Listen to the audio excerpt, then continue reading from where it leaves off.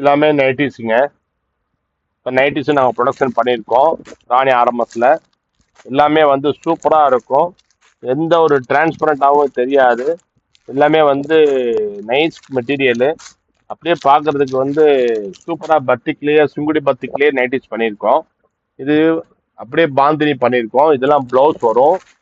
இதெல்லாம் ப்ளவுஸோட வரும். நான் இன்னொரு யூடியூப் சேனலில் வந்து ஒரு வீடியோ போடுறேன். நைஸாக இருக்குங்க மெட்டீரியலு. இது ப்ளவுஸ் பிட்டு, இது saree. அவ்வளவு நைஸாக இருக்கும் சேலை. தூக்கி இப்படி போட்டோம்னா அப்படியே அல்வா மாதிரி விழுவும் பாருங்க. சூப்பராக இருக்கும் சேலை.